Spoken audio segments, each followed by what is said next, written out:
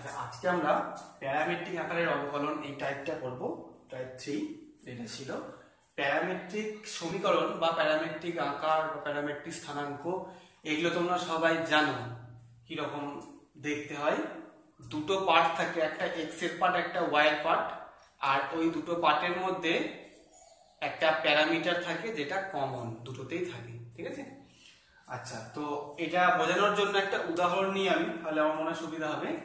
দেখো, আমি একটা উদাহরণ নিচ্ছি, x ইকুয়াল টু 80 স্কোয়ার আর y ইকুয়াল টু 280, ঠিক আছে।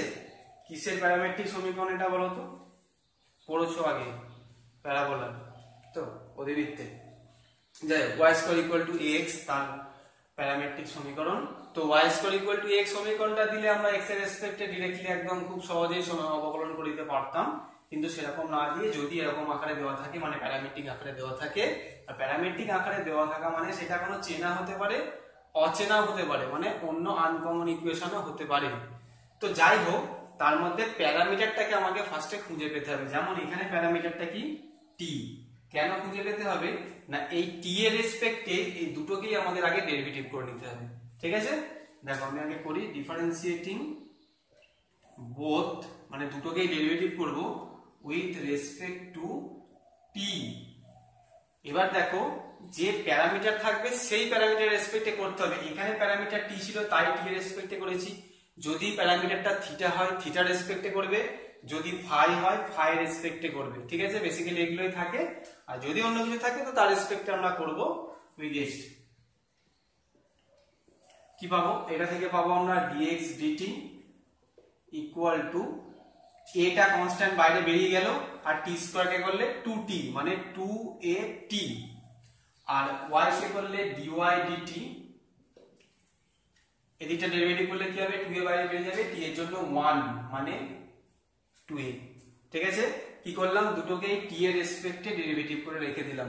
এবার আমাদের বার করতে হবে কিন্তু dy dx। তাহলে অতএব dy dx ইকুয়াল টু, এটাকে আমরা একটু সাজিয়ে নিই এরকম আকারে, dy dt by dx dt, ঠিক আছে।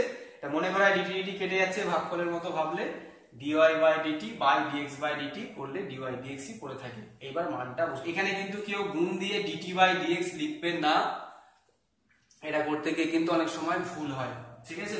এবার মানটা বসাও, dy dt এর মান এইটা, কিন্তু অনেক সময় এটা খুব তাড়াহুড়োতে বা খেয়াল না করলে এই প্রথম মানটা কিন্তু প্রথমে বসিয়ে দেয়, অনেক এগুলো দেখা যায়। একটু খেয়াল করে করবে বা দিয়ে সুস্থে করবে। dy dt মানে হচ্ছে 2a এই দিকেরটা, আর dx dt মানে হচ্ছে 2at, 2a 2a কেটে গেলে 1/t। এটাই হচ্ছে এই প্যারামেট্রিক সমীকরণের অবকলন বা অন্তর্কলন, ঠিক আছে। আর এটাই হচ্ছে পদ্ধতি। প্রথমে যে প্যারামিটার থাকবে সেই প্যারামিটার রেসপেক্টে দুটোকে ডেরিভেটিভ করবে, তারপরে dy dx কে সাজিয়ে লিখবে dy dt by dx dt, মান বসালে মানটা খেয়াল করে বসাবে, কাটাকুটি করে, বা যেটা পাওয়া যাবে সেটাই আনসার, ঠিক আছে। এই হচ্ছে মেথড। আচ্ছা, তোমাদের ছায়ার বইয়ের 3 এক্সারসাইজের 2 মার্কসের, মানে অতি সংক্ষিপ্ত 15 দাগের গুলো আর সংক্ষিপ্ত 6 দাগের গুলো, এই দুটো পার্টের অঙ্ক এই প্যারামেট্রিক অবকলনের মধ্যে পড়ছে।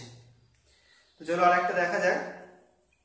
আমি তোমাদের অতি সংক্ষিপ্ত এক্সারসাইজ 3 এর মার্কস 2 এর 15-5 অঙ্কটা আমি তোমাদের করে দেখাচ্ছি। 15-5 5এরটা কি আছে দেখো। আগে সমীকরণগুলো লিখে নিই। x equal to t into log t into log t, আর y ইকুয়াল টু আছে log t বাই t। যখন t ইকুয়াল টু 1 তখন dy dx বার করতে দিয়েছে, ঠিক আছে। তো আমরা এখানে প্যারামিটার কি? t, differentiating both with respect two t we get, এখান থেকে কি পাবো? dx dt ইকুয়াল টু, এটা u এর সূত্র ফেলতে হবে, t into 1/t plus log t into t এর করলে 1, ডিটি কেটে গেল, তাহলে 1 প্লাস লগ টি। আর এখান থেকে কি পাবো, ডিওয়াই ডিটি ইকুয়াল টু, এটা ভাগফলের সূত্র আগে বলেছিলাম নিচটা করে নিতে, টি স্কোয়ার, তারপর টি দিয়ে উপরে শুরু হবে, টি ইন্টু নিচেরটা দিয়ে শুরু হয় ভি ইন্টু লগ টি ডেরিভেটিভ করলে 1/t, মাঝখানে মাইনাস উল্টো ডেরিভেটিভ মানে লগ টি ইন্টু 1, এখানে টি কেটে গেল, তাহলে 1 minus log t by t square, তাই তো? তাহলে dx dt আর dy dt পেয়ে গেলাম। এইবার অতএব dy dx, এখানে আর অন্য কিছু লেখার দরকার নেই, এই লাইনটা কিন্তু লিখবে, একেবারে মান বসানোর কোনো দরকার নেই, ঠিক আছে? dy dt মানে হচ্ছে 1 minus log t by t square by dx dt মান হচ্ছে 1 প্লাস log t। এটা একটু সিম্পলিফাই করে নাও, টি স্কোয়ারটা নিচে নেমে যাবে, তাহলে 1 minus log t by t square into 1 plus log t। এই হচ্ছে dy dx এর মান। কিন্তু অঙ্কটা আমাদের এখানে শেষ নয়, কেন না t ইকুয়াল টু 1 বিন্দুতে মানটা বার করতে বলেছে, তাহলে পুট করো t ইকুয়াল টু 1, ওটাকে শর্টকাটে লেখা যায় dy dx at t equal two 1 equal to, এখানে বসাও 1 মাইনাস log t, t এর জায়গায় 1 by 1 into 1 plus log 1। log 1 এর ভ্যালু কত হয়, 0, 1 মাইনাস 0 বাই 1 প্লাস 0 মানে আলটিমেটলি 1, আনসার, ঠিক আছে? আচ্ছা, আর একটা করি আমাদের 6 এর দাগে, সংক্ষিপ্ত 6 এর দাগে মার্কস 4 এ, আমি 6 এর 3 এর অঙ্কটা তোমাদের করে দেখাই। মার্কস 4 6 এর 3 দেওয়া আছে tan y equal to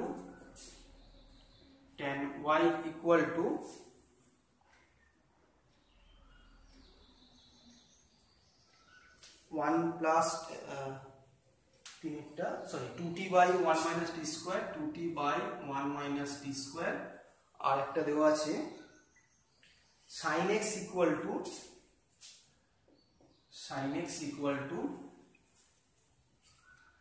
2t by 1 plus t square, 2t by 1 plus t square, ঠিক আছে?